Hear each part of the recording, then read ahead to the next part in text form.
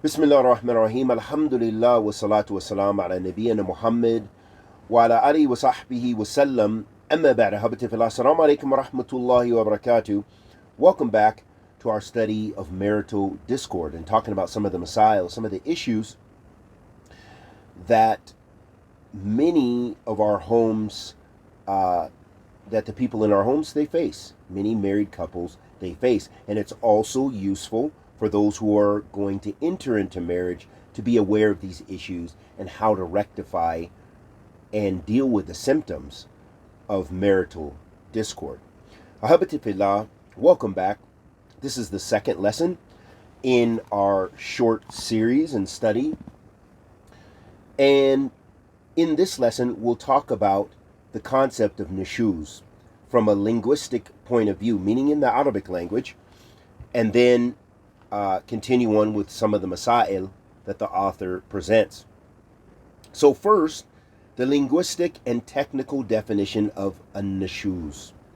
Linguistic and technical definition of a nushuz. Linguistic meaning from a linguistic point of view, dealing with the issues that deal with language. The technical point of view, meaning issues that deal with the Sharia, as a Sharia-based term. So in Arabic, they often refer to it as the technical terms as al-fadh shari, and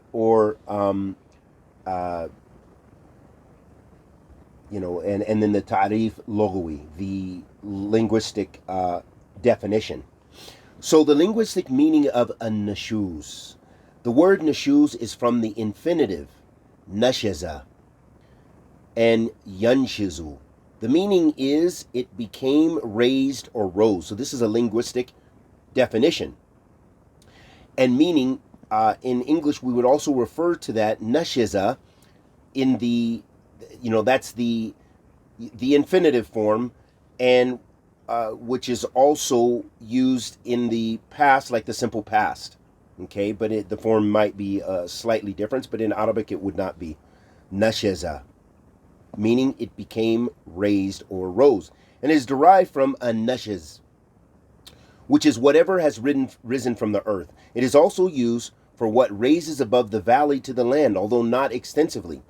Actually, Abu Ubaid stated that it is applied to what is very extensive. The plural of it is either anshaz, and nushuz. So this is the plural. It becomes transitive by adding a hamza. One says inshazin, anshaza idam al-mayt inshazin, meaning the bones of the dead person were raised to the place and mounted one above the other. This is found in the verse وَانْظُرْ إِلَى الْعِظَامِ كَيْفَ نُنَجِّزَهَا ثُمَّ نَكْسُوهَا لَحْمًا. Allah subhanahu wa ta'ala says, في كتابه العزيز, look at the bones, how we bring them together and clothe them with flesh. So some say the word is from the Arabic word inzi'aj, meaning discomfort or disturbance. One says the vein that is nashiz, implying that vein that is bulging and protruding. The disobedient wife is called nashiz because her act is one of rising and elevating herself above the position of obeying her husband. Ibn Darid said that all of the following have the same meaning. And he mentions some of those Arabic terms, which is kind of outside of the scope of what we're doing.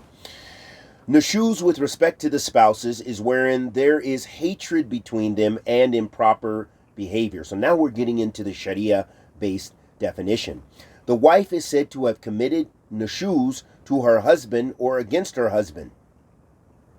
She is called nashiz as she dislikes her husband and has elevated herself against him by not obeying him and by her obstinance against him.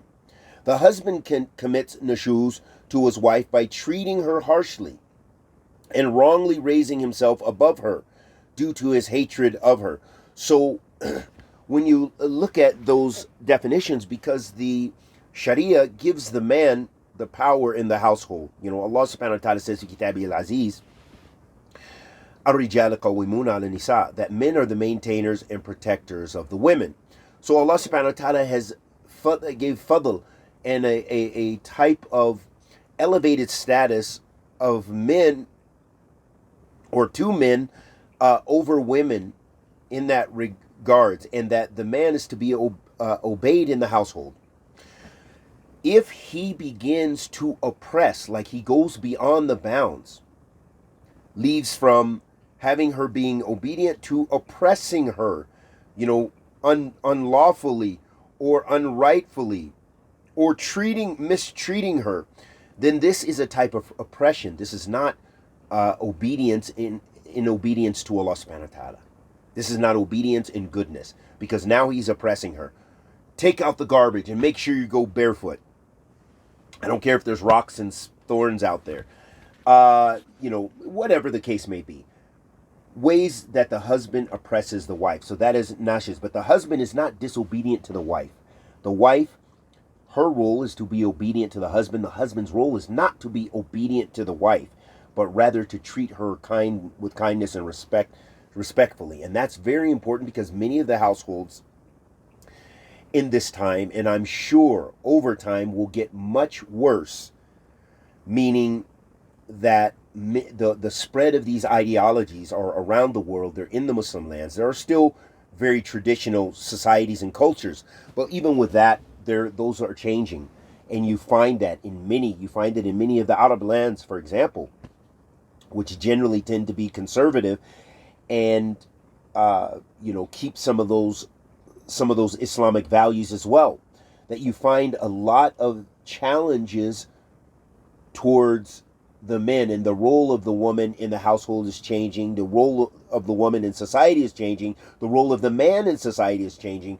And with these changes in role, and in essence, the division of labor, this is also a challenge to those traditional models, the traditional Islamic model. And so with that being the case, ahabati fillah, you find also changing attitudes with that. And this is the danger, is when we lose sight of what Islam, the rights that Islam has given us as men and as women, and in relation to one another.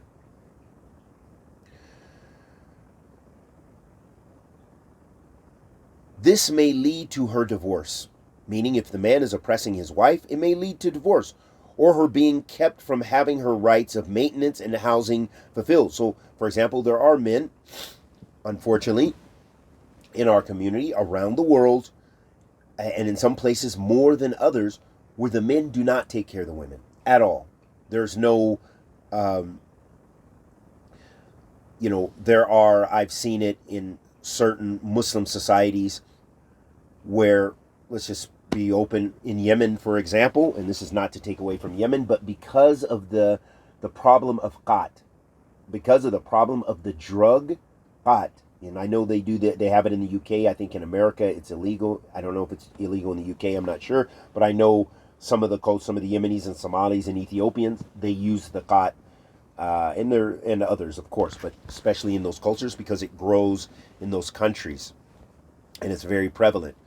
And so what you'll have a lot of women begging on the street to bring money home for her husband who doesn't work, and so he can have qat, or he may work, but still have her begging, which is hard to imagine. But you find a lot of women, some of them are divorcees and some of them are still married, and begging on the street in front of the masjids and so forth in order to support the habit of qat. And so this is a very wicked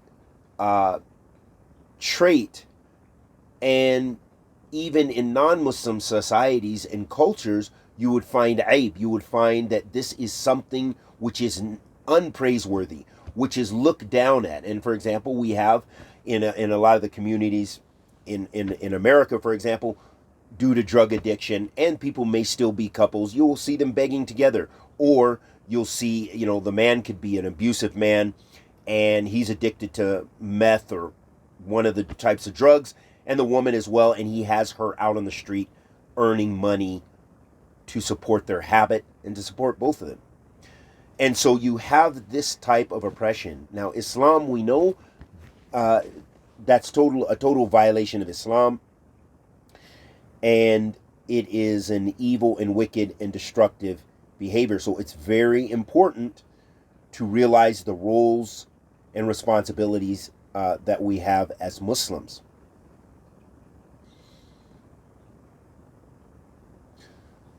The Shaykh goes on to say, he says, the one who surveys the heading nashiza in lexicons will find that it is used in different senses and has a number of meanings. So this is still linguistic understanding. He says, these meanings include the following: trying to raise oneself or elevate oneself, rising or elevating. Second, disobedience. Third, refusal or no longer obeying, opposition, harm, hatred, anger, disagreeing with, differing from, leaving another, not fulfilling another's rights, doing harmful acts, etc. So the meaning of nashiz as a technical or legal term, meaning a Sharia-based term, istilahi. A nashuz can be on the part of the wife, the husband, or both can claim it to be from the other. Therefore, the jurists have defined it in a general sense as coming from either the husband or the wife in the following definitions. The Hanafi jurists define nushuz in its general sense by it is the dislike of each partner for the other. The Malikis define it as each spouse transgresses and is hostile against the other. In his tafsir, Imam al-Qurtubi, rahmatullahi alayhi, who is also Maliki in his fiqh, defined it as it is hatred by one of the spouses for the other, or by each of them for the other. Among the Shafi'is, it is defined as each one of the spouses differing from the other. The Hanbalis defining it by the statement, an-nushuz is each of the spouses having hatred for the other and treating each other in an improper manner. Looking at all these definitions, one sees that they are very close in meaning and indicate that an-nushuz can be from both spouses, regardless if it is due to disobedience, hatred, differing, diffidence, harshness, aggression by one of them, or harm, and so forth. Therefore, an-nushuz is an attribute that can be descriptive of either the husband or the wife, although it is more commonly found in the wife than the husband. And that isn't to say that husbands are more righteous, but the fact is it's easier to detect if a man is not giving the right, especially the right of maintenance and so forth, to his wife or wives, that he's not taking care of their household or what have you. That's easier. Obviously, if you don't pay rent, you're going to be on the street or what have you.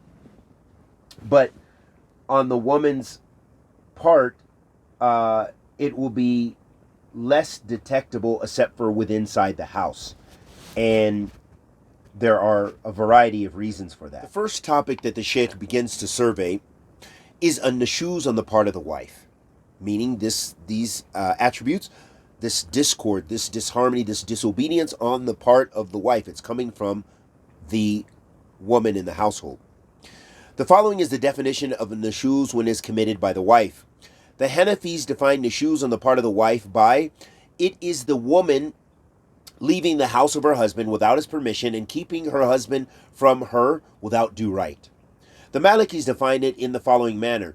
It is the woman departing from the obligatory disobedience to her husband, her preventing him from sexually enjoying her leaving the house without his permission to a place that she knows he would not permit her to go, her leaving the rights of Allah upon her, such as performing the complete washing after sexual intercourse, or fasting the month of Ramadan, or her locking the door on her husband, keeping him out.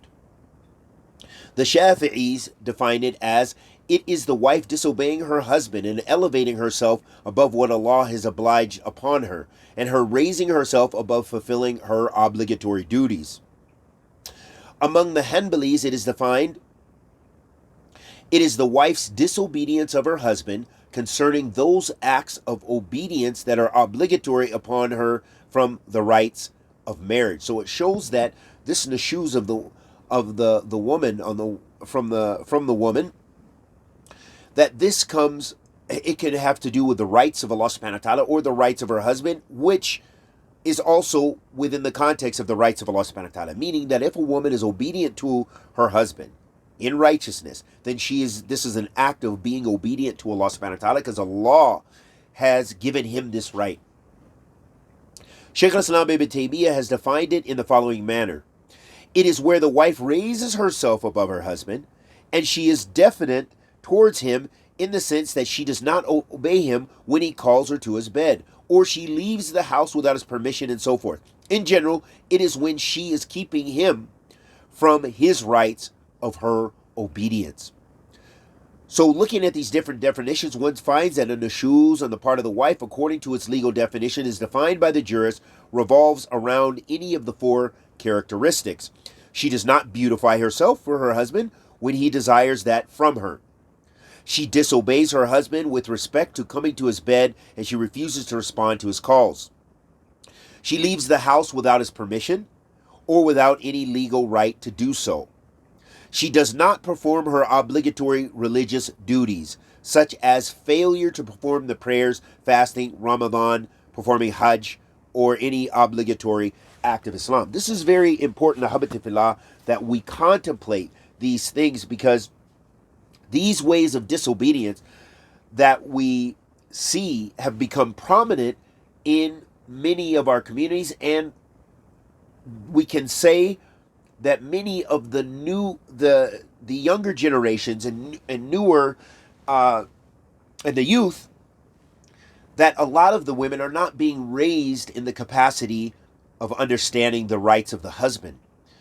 And they are being raised completely with distorted creed, meaning aqidah, and distorted images of the role of the Muslim woman in the household or other than that. And so then you find that they are resistant, and then they fall under all or many of those acts of nushuz. And we know countless scenarios and countless stories of, young women that are in university and so forth. They get married, and it's a disaster because she doesn't want any part. She just wants to have it almost as if it's a boyfriend-girlfriend relationship, and she can come and go as she please. She can have whoever she wants in the household as she pleases. The husband finds the wife sitting with men in the study hall. She doesn't want to do any of the rights, and she wants to give him the right when she feels like it only. It's up to her. In fact, you'll find that some of them are, in fact, the real people who run the household, or at least this is what they want and desire. Ahabati Fillah, now it goes to the nushuz on the part of the husband. How is it that the husband is the source of discord and disharmony in his household and disobedience? The jurists have defined a nushuz. So now we're talking about the fuqaha, the classical scholars of fiqh, and how they define nushuz on the part of the husband. When it comes from the husband in the following ways, the Hanafis have defined it as it is where the husband hates his wife and brings about harm to her. So it's a type of torture. According to the Malikis, it is the husband transgresses against his wife and harms her by boycotting her, hitting her in ways not called for by the law, irritating her, abusing her, reviling her, such as cursing her, and so forth. The Shafi'is have defined it as for the husband to transgress her by hitting her or harming her or having very bad behavior towards her. Finally, the Hanbalis defined it in the following manner, meaning nushuz on the part of the husband. It is for him to harm her by beating her, or making life difficult for her, or keep her from getting her rights fulfilled, such as proper division amongst co-wives, meaning if a husband has more than one wife, and say he says, I'm going to stay a week with this wife, and I'm going to give that one a couple hours that, when I get around to it, I'll come and visit her. Maintenance and so forth. Or he has multiple wives and he spends on one household. This one has furniture, this one is sleeping on the floor. Or some other way in which he is not giving them their rights. And this does not include issues of the heart, meaning the natural inclination. Allah subhanahu wa ta'ala has mentioned that He has created us with one heart as men, and that even when we have more than one wife, that the love and affection may not be exactly the same. The man should strive his best, meaning he can't avoid one and give the rights all to another. But the actual affection and the issue of the heart, that's out of his control. What his heart feels, if he has a bit more inclination towards one, he finds one more beautiful than the other, whatever the case may be, these are issues of the heart. And that is something he's not in control of nor responsible for. But he must strive his best to be equal in all forms of fashion. Another issue I want to mention, Abatifillah, because in the issue of polygamy also, there is what is known, and there's a lot of ikhtilaf, of course, in this regard, and even difference in definitions. But however, the issue of maintenance, that there is what is known, and in fact we practice this in the West quite a bit. In some of the Muslim countries it's practiced. In Saudi Arabia they have a way of restricting it and kind of regulating it to make sure there's no abuse or less abuse in case the person is abusive. And this is called what is misyar, meaning that the woman has given up her right to be spent or maintained. So, for example, a woman, in some of the cases you'll find in Saudi Arabia, you'll find some doctors, Saudi women doctors or others. So they're professionals. They have money. They don't need anything. And they choose, all they want is a good husband. So they allow their, so they want to get married and they give up their right. They say, hey, I just want you to come to the house or what have you 3 days a week, whatever the case it may be. You're my husband. We go out to dinner. We do things. We, do husband and wife things. But I am not in need of your maintenance, nor do you have to live with me. Okay?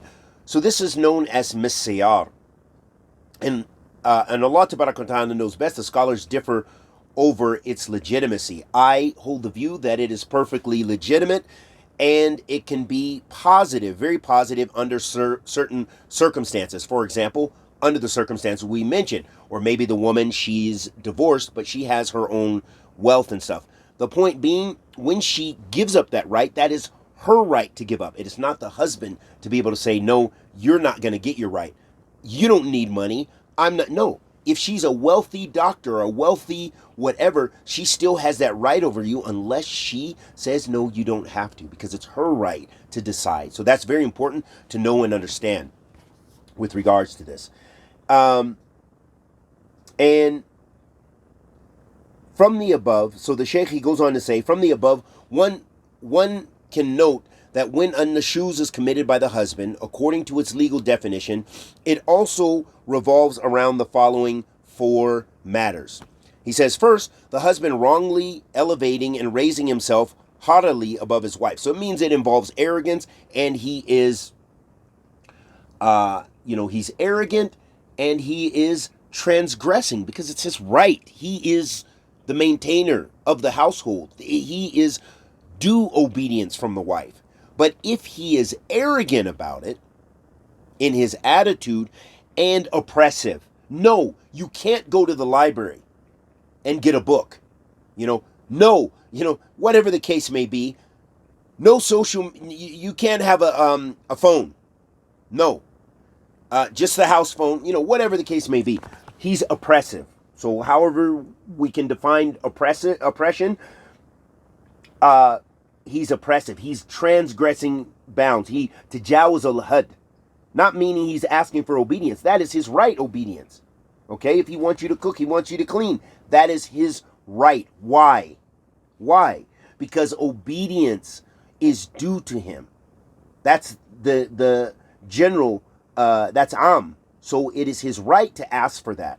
It is his right to ask for that if he wants that. If he wants a cooked meal every day, it is his right.